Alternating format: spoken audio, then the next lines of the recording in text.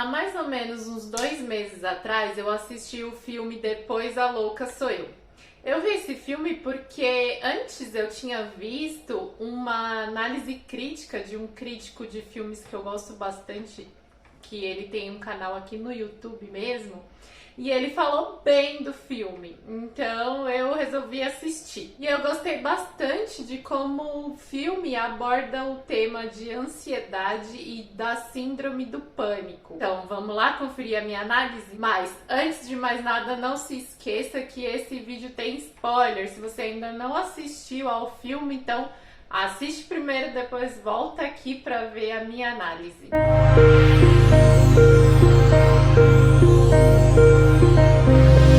Olá, eu sou Mariana Lino, sua psicóloga, e sejam muito bem-vindos ao meu canal. O filme Depois a Louca Sou Eu é nacional e foi lançado este ano, em 2021. Ele é baseado no livro de mesmo nome da autora Tati Bernardi, que é roteirista, colunista da Folha de São Paulo, não sei se ela ainda é colunista da Folha, mas ela foi por muito tempo, romancista. O filme e o livro são baseados na vida da Tati, né? É mais ou menos como se fosse uma autobiografia. Mas no livro e no filme ela não segue com o nome dela. Então a personagem principal do filme e do livro se chama Dani. E a história relata situações e dilemas que a Dani passa e que todos nós passamos, mas que com a ansiedade e a síndrome do pânico as coisas se tornam um pouco mais difíceis ou bem mais difíceis de lidar. Além de mais intenso também. Eu não li o livro, eu apenas assisti o filme. Eu ainda vou ler o livro, mas a análise então é somente sobre o filme.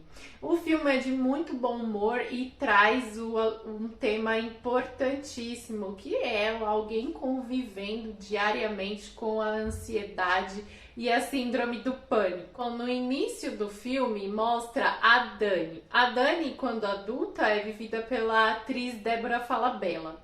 E quando criança vai passando por algumas fases, então outras atrizes crianças vão interpretando. E já na fase infantil, a Dani já tem alguns sintomas de ansiedade e de síndrome do pânico.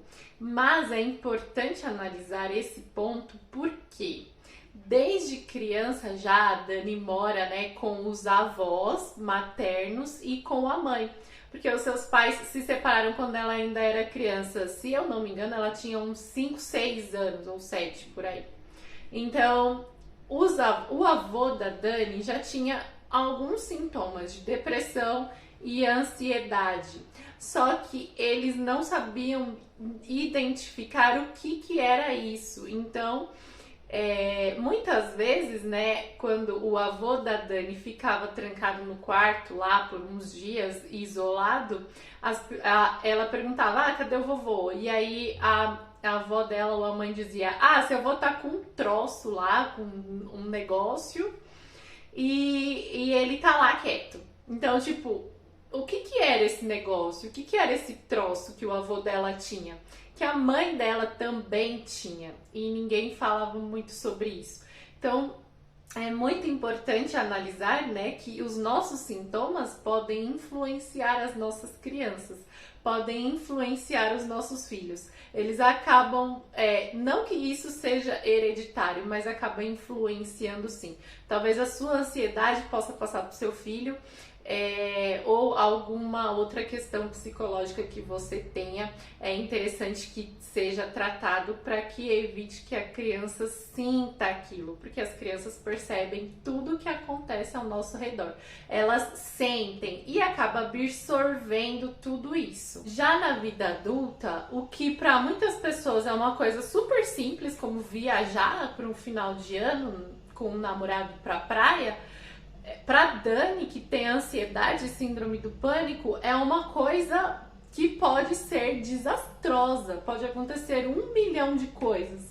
E ela passa isso durante o filme na cabeça dela, ela pensando, e se a minha mãe morrer? E se a minha mãe ficar doente? E se eu passar mal lá? Como que eu vou voltar para casa? Até mostra ela entrando em contato com o Uber, com um táxi, para deixar já de reserva caso ela precise voltar para casa.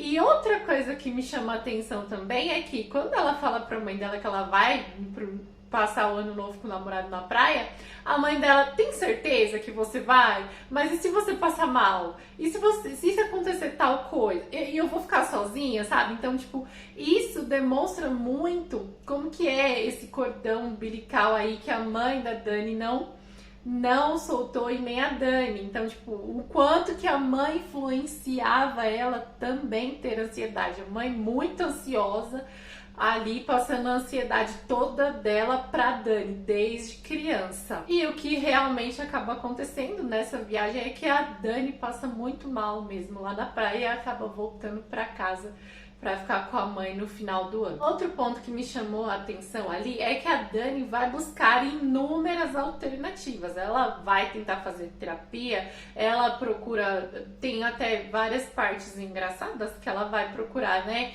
Coisas bem inusitadas para se tratar e nada disso acaba dando muito certo. E aí a Dani recorre aos medicamentos. E eu também chamo a atenção porque no filme, eu não sei se no livro é exatamente assim, mas eu acredito que seja um pouco, né? No filme, a Dani acaba fazendo um uso um pouco irresponsável da medicação. Por quê? Porque o primeiro medicamento que ela toma, quem dá pra ela é a mãe. Ela não vai no psiquiatra, ela não tem um diagnóstico exato do que ela tem. Então, a mãe fala, filha, toma esse Rivotril aqui. E aí ela toma o Rivotril. E outra coisa também que é bem interessante é que quando ela toma o Rivotril é como se ela estivesse num paraíso na Terra. Nossa, como é bom! Nossa, que sensação maravilhosa! E aí vai passando várias situações que ela tá se sentindo super bem a partir do momento que ela toma o Rivotril. E a gente sabe que não é exatamente assim.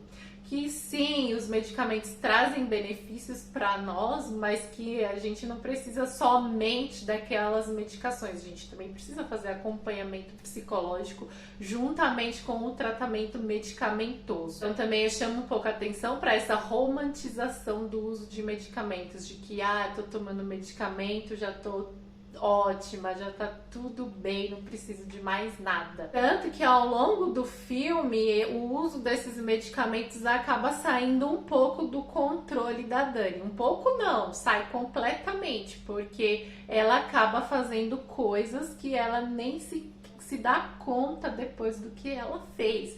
Então ela acaba criando uma dependência mesmo dos medicamentos. Então vai aí um alerta para o uso do medicamentos irresponsável, né? Sem o acompanhamento de um psiquiatra, pode trazer grandes problemas, assim como trouxe para Dani no filme, né? Ela foi dar uma entrevista lá e ela fez coisas que lhe trouxeram muita vergonha no dia seguinte, né? Ela acabou ficando de 4, sentada na cadeira lá da entrevista, ela beijou o apresentador, ela xingou algumas pessoas que fizeram mal a ela, né, que não ajudaram muito na vida dela, ao vivo lá nessa entrevista, e simplesmente no outro dia ela não se lembrava de nada do que ela tinha feito, e aí ela só se deu conta quando ela entrou na internet e viu tudo que ela tinha feito. Então vai aí mais um alerta para os efeitos colaterais,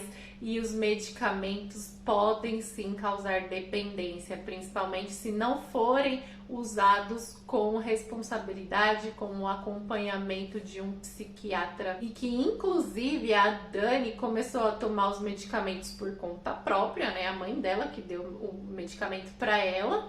E ela também interrompeu o uso do medicamento por conta própria. E isso é outra coisa que eu chamo a atenção, que isso nunca deve ser feito. Se você toma algum medicamento controlado, você nunca deve interromper o uso imediatamente, nem por conta própria. É necessário que haja, né, como a gente costuma dizer, um desmame. Então, vai diminuindo a dosagem do medicamento, vai diminuindo gradativamente até interromper completamente o uso. Mas isso é gradativo e com o acompanhamento do psiquiatra. Isso deve ter um acordo entre você e o seu psiquiatra para que isso seja feito. Porque a interrupção do medicamento sem aviso prévio e sem esse desmame gradativo é provável que possa trazer muitas outras consequências graves também, como por exemplo a abstinência. E no filme não é muito relatado, porque a Dani interrompeu e no filme ela ficou bem.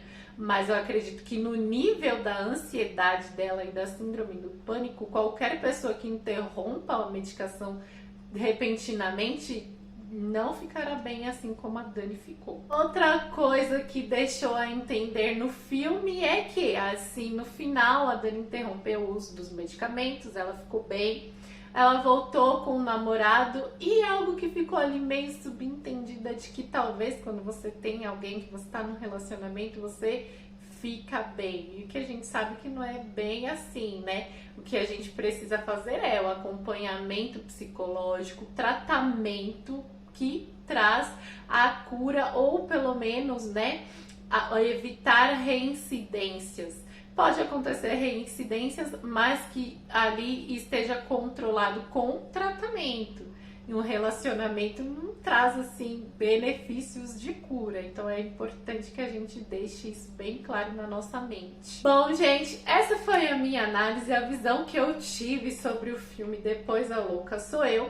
Eu gostei de como eles abordaram o tema, mas eu acho importante vocês assistirem para que vocês possam ver na prática como que uma pessoa com ansiedade, com síndrome do pânico, passa pelas situações diárias que para quem não tem são coisas super simples de lidar, mas para quem tem esse diagnóstico é muito mais intenso e muito mais difícil. Então, o filme retrata muito bem isso. Então, assistam. Espero que vocês tenham gostado da minha análise. E não se esqueçam de curtir esse vídeo, compartilhar. Comenta aqui se você tem alguma sugestão de tema para os próximos vídeos. Comenta também o que você achou da minha análise. E até o próximo vídeo.